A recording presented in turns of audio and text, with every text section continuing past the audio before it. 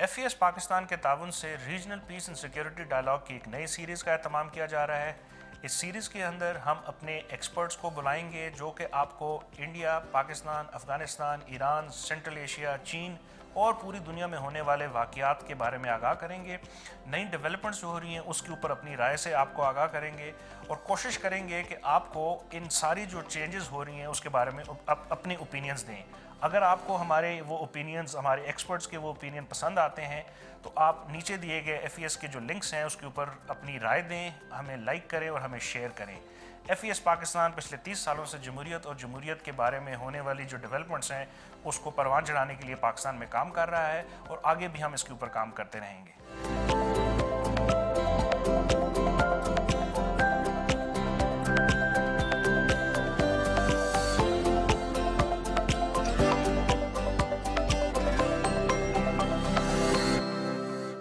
میں ہوں Aun Sahi, regional peace and security dialogue season 2 کی ایک اور ایپیسوڈ کے ساتھ،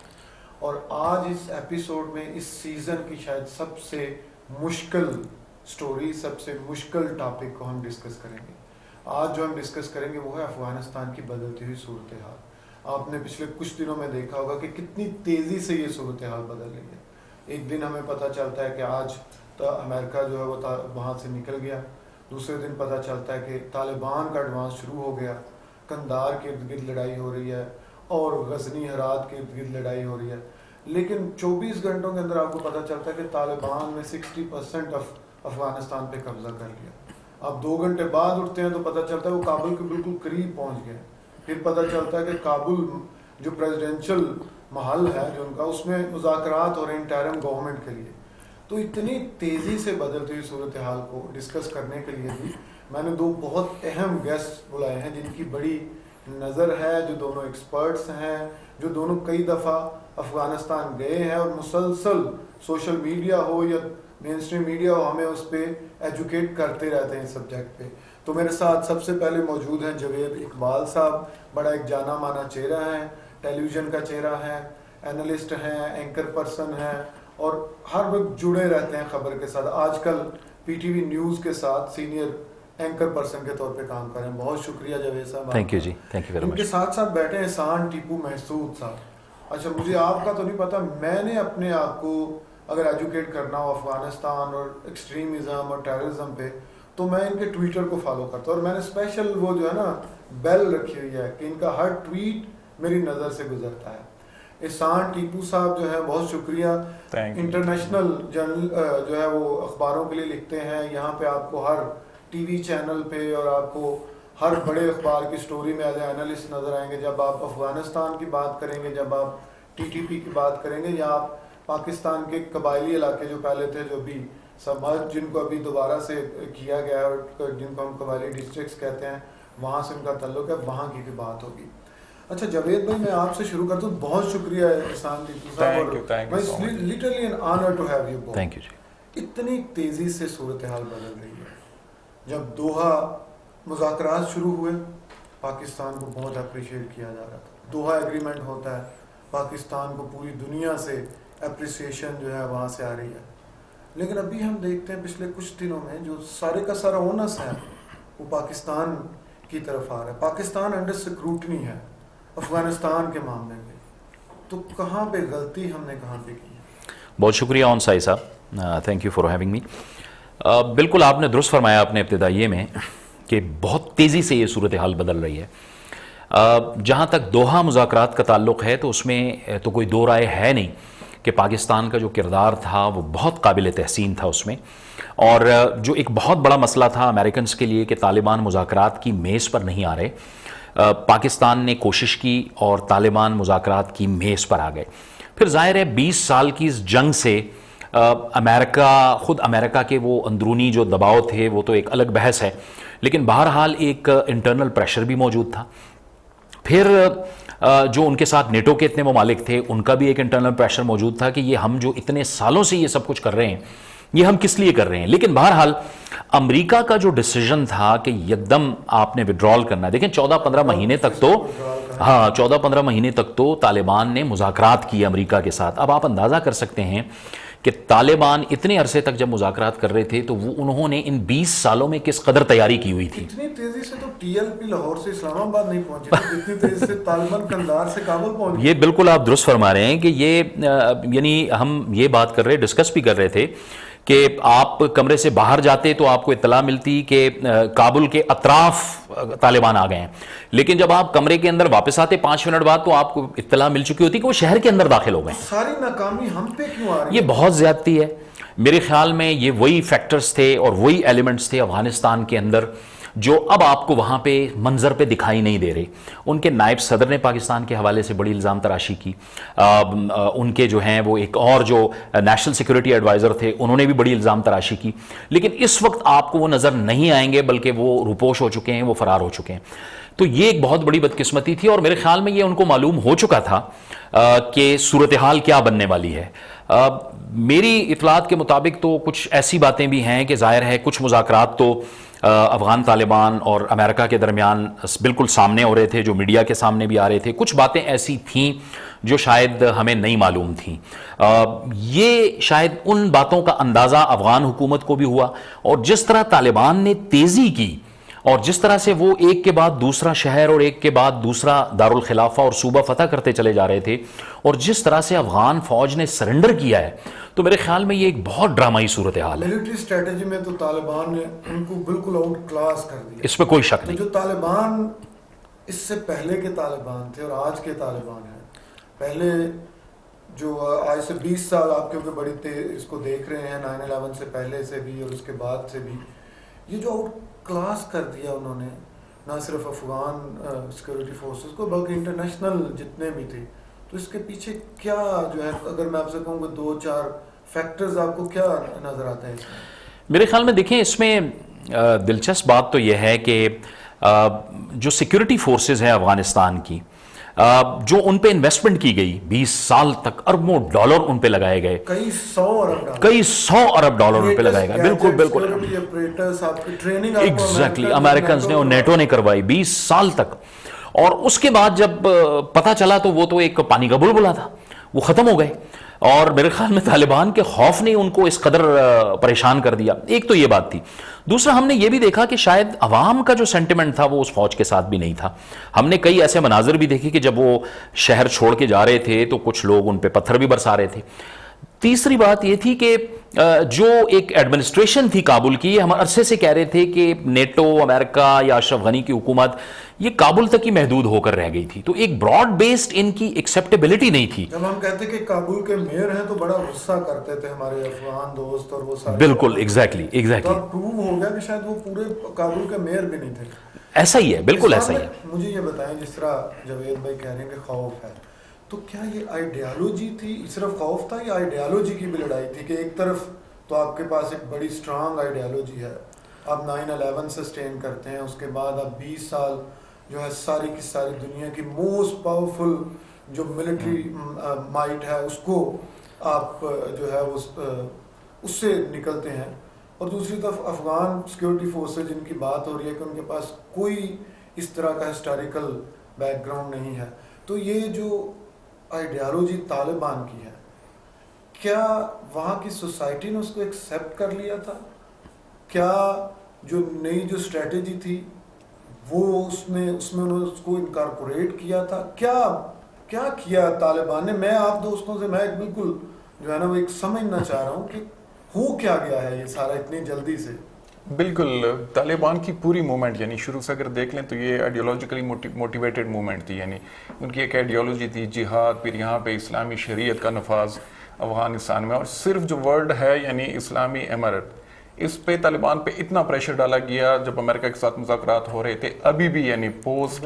دوحہ ایگریمنٹ کے بعد. یعنی ہمیں بھی ابھی ریسنٹلی پاکستان کے بڑے سینئر آفیشلز نے یہ بات بتائی کہ رشیا کی طرف سے بھی ریزسٹنس پاکستان سے ریکویسٹ کی جا رہی ہے, چائنا کی طرف سے بھی, یا باقی جو سنٹرل ایشین ممالک ہیں کہ طالبان سے کہیں کہ اس چیز پہ کمپرومائز کر لیں کہ وہ اسلامی امارت کو سے ہٹا کے کوئی ایرانین ماڈل یا اس طرح کوئی وہ سیٹ اپ لے کے آئیں تو وہ ہمیں قابل قبول ہوں گے. تو یہ ان کی آپ کہہ سکتے ہیں کہ آئیڈیالوجیکل ان کی یہ اسٹرینتھ تھی کہ وہ اپنے بات سے پیچھے وہ نہیں ہٹے، نہ دوحہ میں ہٹے جب امریکہ اس کے ساتھ مذاکرات کر رہا تھا، اور دوحہ ایگریمنٹ تو اگر آپ دیکھ لیں تو اس میں طالبان کے لیے تو ون ون سچویشن تھی، یعنی امریکہ نے صرف ایک چیز کی شیورٹی لی طالبان سے، وہ یہ کہ القاعدہ کو یہاں پہ جگہ نہ دے اور افغان سوائل کو ہمارے خلاف استعمال نہیں ہونے دیں گے، اور اس کے ریٹرن میں طالبان نے وہ کافی چیزیں گین کی، امریکن فورسز کا ودرول،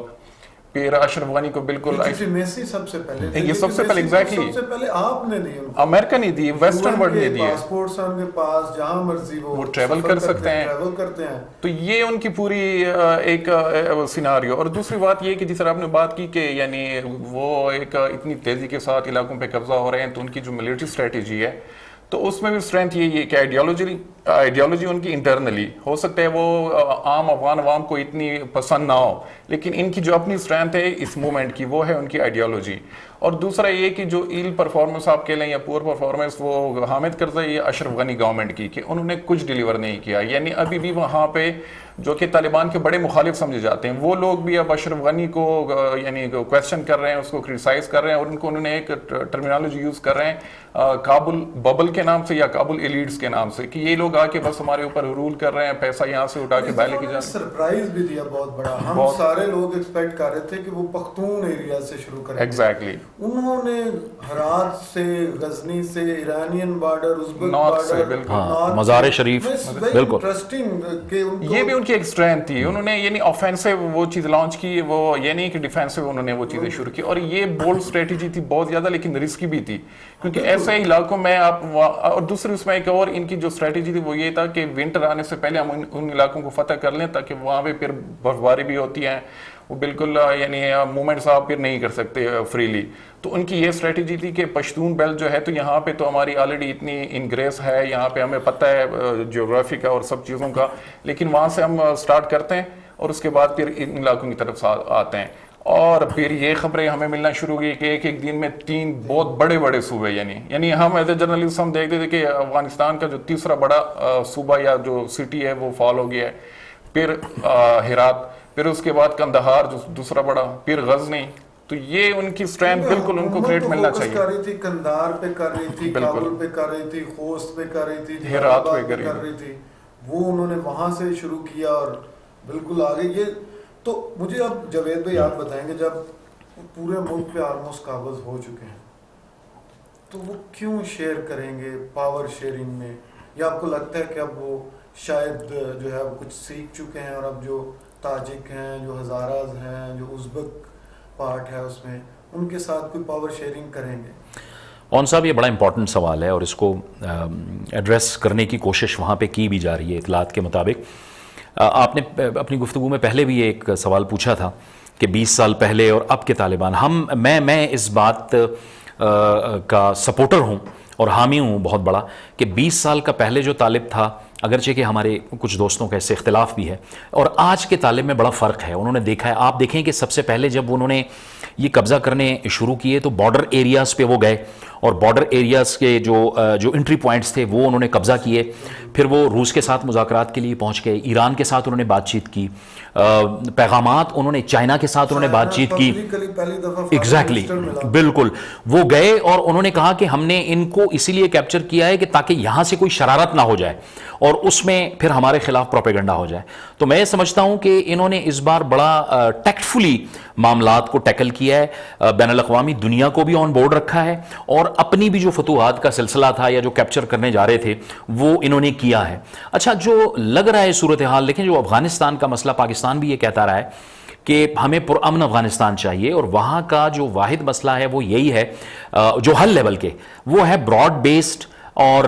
ملٹی ایتھنک حکومت، یہی اس مسئلے کا حل ہے۔ اور وہاں میرے خیال میں طالبان کے ذہن میں یہ بات ہے کہ چونکہ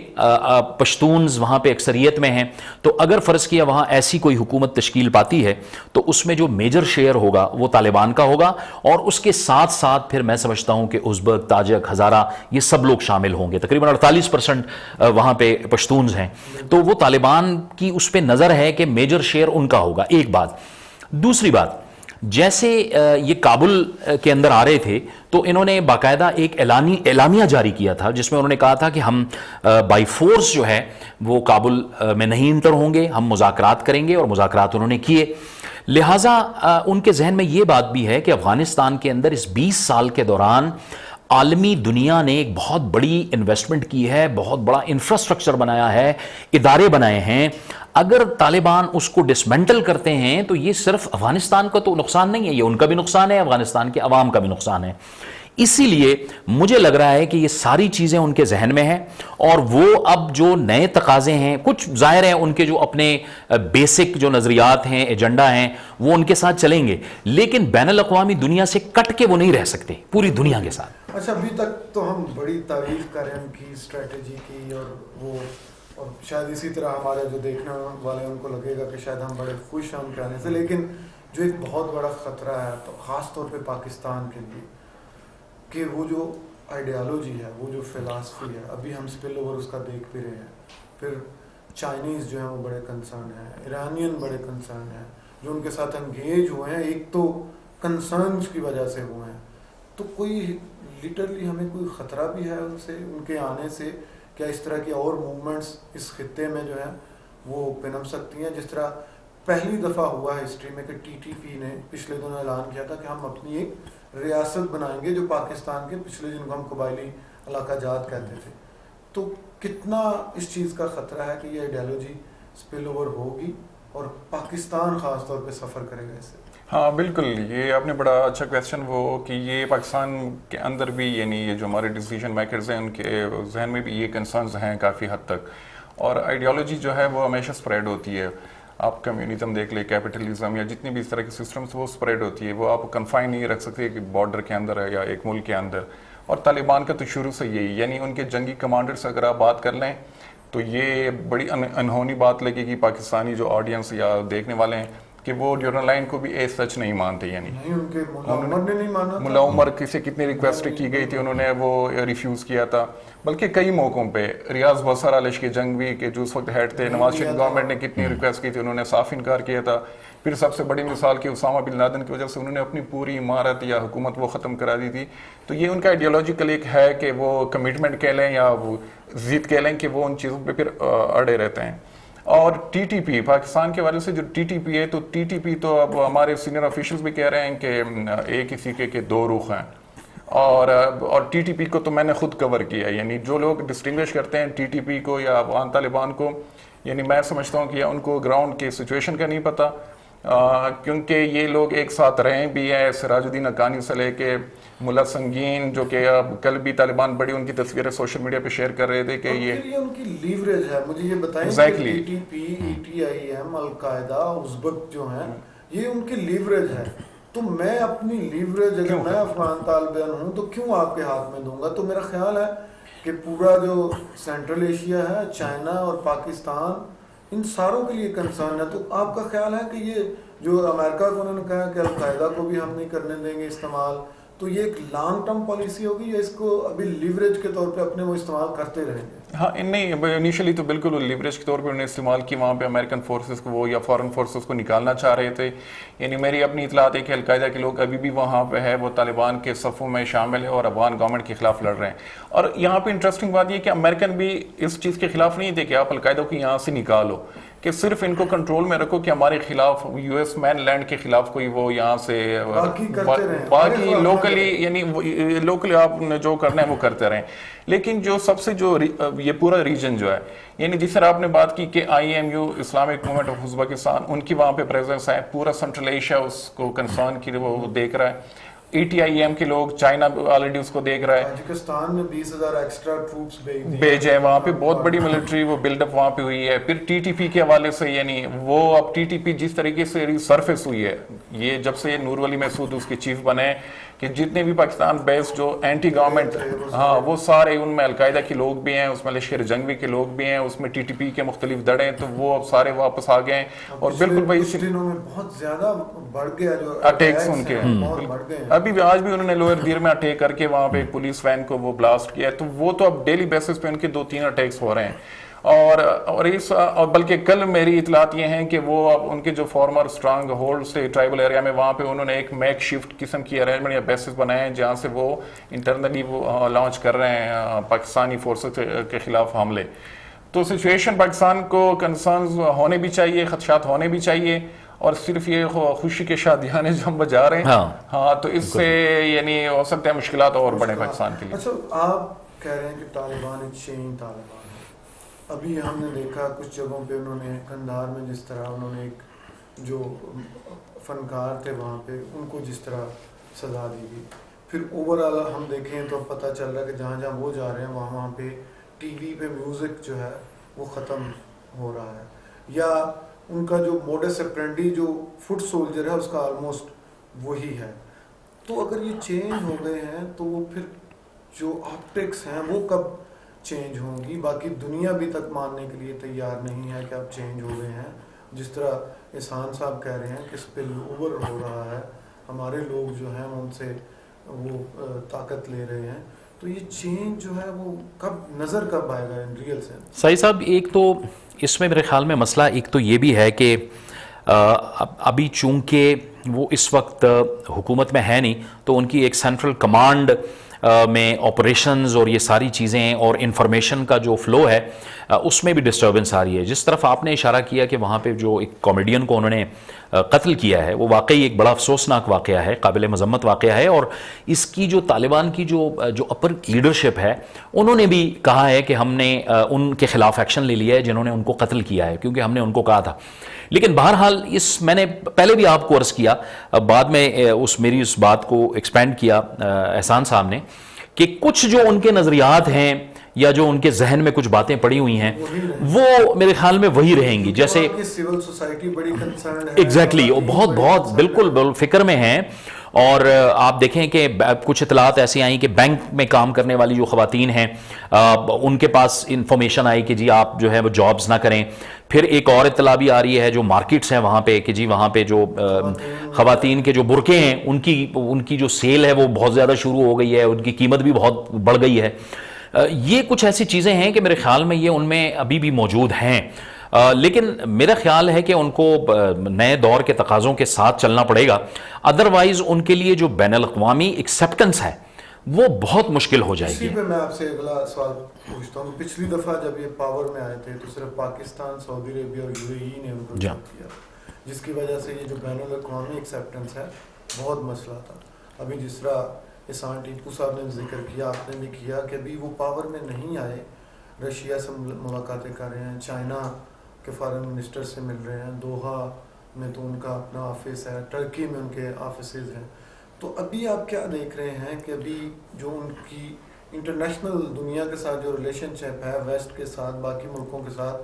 کیا وہ بدلے گا؟ جو دوسرے ملک ہیں وہ کیا ان کی طرف دیکھ رہے ہیں کہ جب پاور میں آئیں گے تو ایک ورکنگ ریلیشن شپ ان کے ساتھ بنایا جائے گا؟ میرے خیال میں توقع تو یہی ہے، کیونکہ امریکہ تو دیکھیں اونسائی صاحب کہتا رہا ہے کہ ہم نے ماڈریٹ کر دیا ہے، افغانستان کو ہم نے ماڈریٹ کر دیا اور خصوصاً طالبان کو ہم نے ماڈریٹ کر دیا ہے. ان 20 سالوں کے اندر ہم نے اس قسم کے اقدامات کیے ہیں کہ ان کو بھی اس سوچ پہ مجبور کر دیا ہے کہ آپ نے بین الاقوامی دنیا کو دیکھنا ہے اور اس کے ساتھ چلنا ہے. جہاں تک آپ نے ان ممالک کی بات کی، رشیا سے انہوں نے بات کی، ایران سے کی، چائنا سے کی، میرا خیال یہ ہے کہ دیکھیں چائنا میں جو ان کی ملاقاتیں ہوئی ہیں اس میں چائنا نے ان کو بہت اہم ملاقات ہے، اور اس میں بڑا کلیئر چائنا نے ان کو کہا ہے کہ اگر آپ ایسٹ ترکستان والوں کو سپورٹ کرتے رہیں گے تو پھر دیکھ لیں کہ یہاں پہ آپ کی ایگزسٹنس بہت مشکل ہو جائے گی. میرا خیال یہ ہے کہ جیسے طالبان نے ان کو بھی یقین دہانی کرائی ہے، باقی ممالک کو بھی یقین دہانی کروائی ہے، اگر وہ لیٹر اینڈ اسپرٹ میں اس پر عمل کرتے ہیں تو مجھے لگ رہا ہے کہ پھر ہم ان تمام ممالک کے اندر چائنا کو دیکھ رہے ہیں لیڈ کرتے ہوئے کہ اگر فرض کیا اس قسم کی کوئی حکومت بنتی ہے جو واقعی براڈ بیسڈ حکومت ہے اور افغانستان کے عوام کی نمائندہ حکومت ہے، ملٹی ایتھنک حکومت ہے، تو مجھے لگ رہا ہے کہ پھر چائنا شاید ان کو سب سے پہلے تسلیم کر لے اور اس کے بعد پھر سلسلہ چلتا رہے گا جیسا ہے. تو مجھے آپ یہ بتائیے کہ احسان ٹیپو صاحب جو کہا جاتا ہے کہ پاکستان کا بہت انفلوئنس ہے، پوری دنیا کہہ رہی ہے طالبان پہ، واقعی کو بہت زیادہ انفلوئنس ہے، اور ان کے وہاں آنے سے ہمارے کوئی مسئلے جو افغانستان سے متعلقہ ہیں، جیسے ڈیورنگ لائن کا ہے جو وہاں سے لوگ آ کے حملے کرتے ہیں، تو کچھ حل ہو جائیں گے؟ جو انڈیا کا انفلوئنس ہے جس سے ہم بڑے خائف ہیں وہاں پہ. تو واقعی ان کے آنے سے ہمارا جو ہے افغانستان میں انفلوئنس بڑھے گا؟ ہاں بالکل، انڈیا کا انفلوئنس آپ وہ تو اس حوالے سے تو واقعی پاکستان کے کافی جو ہمارے اسٹریٹجک آبجیکٹیوز تھے جو پچھلے 20 سال سے ہم امریکن کے ساتھ بھی ڈسکس کرتے رہے، افغان گورنمنٹ کے ساتھ، کہ انڈیا کو یہاں پہ اتنی یعنی انگریز نہ دے، اور تو وہ چیزیں تو ابھی پچھلے کچھ ہفتوں میں وہ طالبان نے وہ چیزیں پاکستان کے لا کے ان کے پلیٹ میں وہ چیزیں رکھ دیں. ان کی میں مثال دوں گا کہ زرنج جو کیپٹل ہے نیمروز کا، تو اس بارڈر پوائنٹ پہ طالبان نے قبضہ کر کے وہ جو چابہار سی پورٹ انڈیا کے تھرو وہ بن رہا تھا، بہت بڑی انویسٹمنٹ تھی،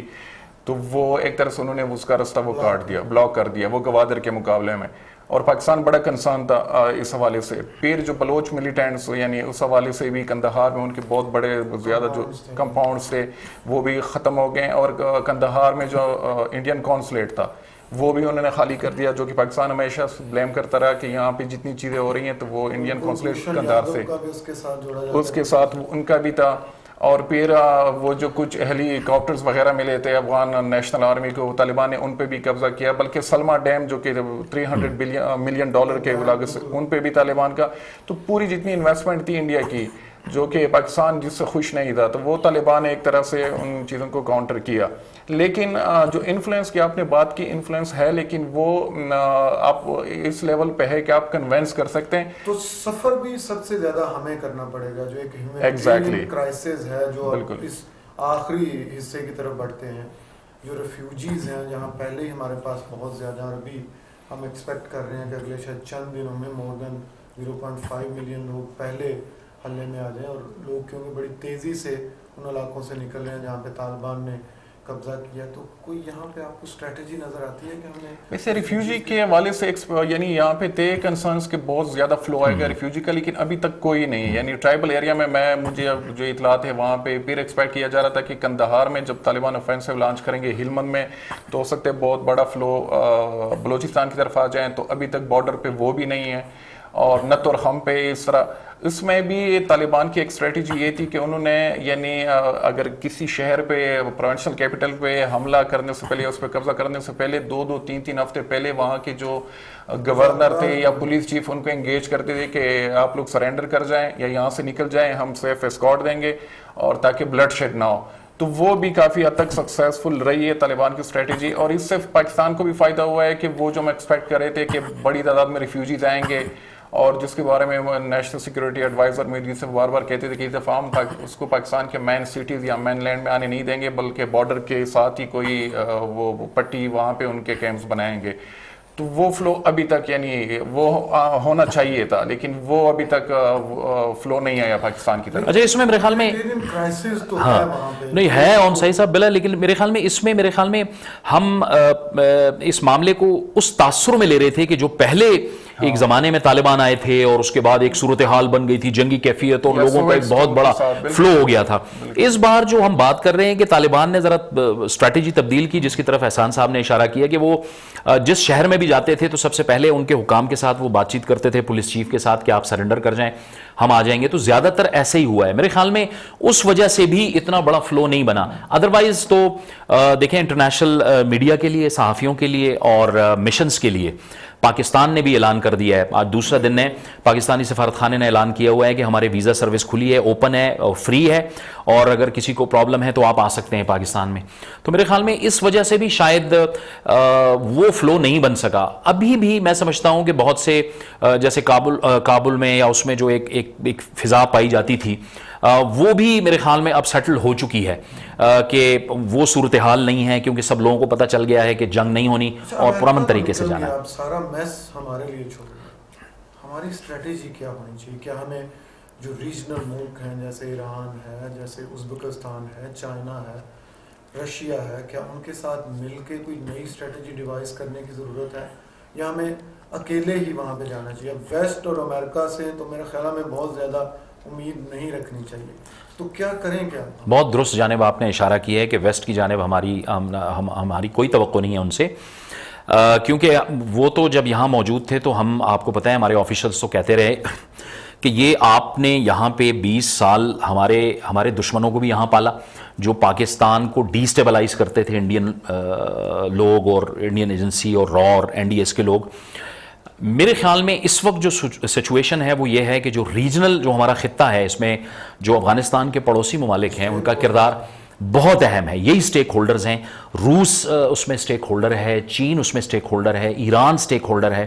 میرے خیال میں ہمیں ان کے ساتھ, اور ہماری حکومت ہے بھی ان تمام ممالک کے ساتھ رابطے میں. انڈیپینڈنٹلی تو ہم اکیلے بالکل اسی لیے نہیں جا سکتے کہ آپ کو معلوم ہے کہ پاکستان پہلے ہی بہت زیادہ پریشر میں رہا ہے. پھر پاکستان کو بار بار یہ کہا جاتا ہے کہ آپ کا بہت انفلوئنس ہے, بہت انفلوئنس ہے, حالانکہ اب وہ انفلوئنس نہیں رہا, جیسے احسان صاحب نے فرمایا.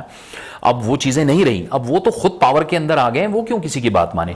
تو میرے خیال میں پاکستان ان تمام ممالک کے ساتھ رابطے میں ہے, کلوز کوآرڈینیشن میں ہے, اور یہ جو ایک خلا پیدا کیا ہے امریکہ نے یکدم یہاں سے انخلا کر کے, اور نیٹو نے, اس خلا کو پر کرنے کے لیے بڑا ڈپلومیٹکلی اور بڑے طریقے کے ساتھ ہمیں آگے بڑھنا ہوگا, اور ان تمام ممالک کو اعتماد میں لینا ہوگا. جی احسان صاحب, آخری میں آپ سے یہ پوچھوں گا کہ جس طرح یہ کہہ رہے ہیں, تو آپ تو یہاں پہ ملاقاتیں کرتے رہتے ہیں پالیسی میکر سے,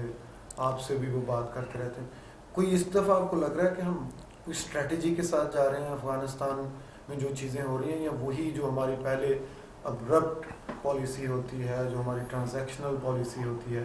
تو کوئی چینج آپ کو نظر لگ رہا ہے کہ جو ہمارے پالیسی میکرز ہیں افغانستان کے حوالے سے اور بدلتی ہوئی صورتحال کے حوالے سے کچھ گراؤنڈ ریالٹیز کو دیکھ کے اپنی پالیسیز بنا رہے ہیں؟ مجھے لگ رہا ہے کہ بہت بڑی کنفیوژن ہے اور فرسٹریشن بھی کہہ لیں. اسپیشلی امریکہ نے جس طریقے سے, وہ جاوید بھائی نے اشارہ کیا کہ جس طریقے سے اس نے ودرال کا پورا پروسیس کمپلیٹ کیا,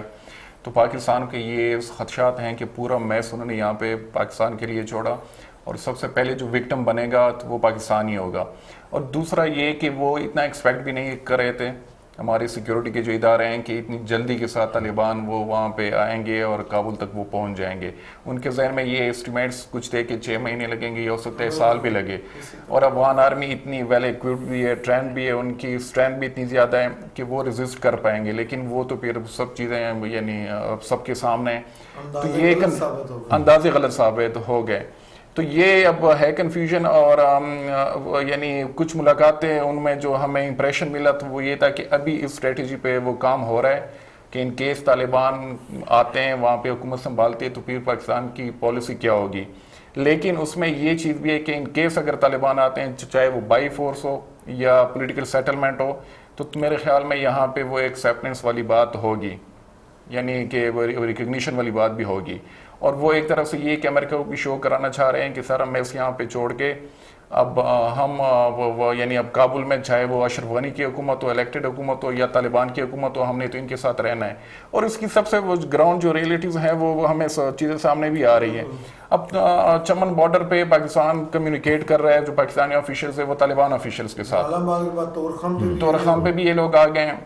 وہ کابل کے ساتھ اشرف غنی کے ساتھ نہیں کر رہا. اور یہی ازبکستان بھی کر رہا ہے, یہ ایران بھی کر رہا ہے, باقی جو خطے کے ممالک ہیں وہ سب. بلکہ آج اطلاعات ہیں کہ بدخشاں میں جو اس کے ساتھ واخان کوریڈور ہے چائنا کے ساتھ, وہاں سے بھی چائنیز ان کے ساتھ کمیونیکیٹ کر رہے ہیں.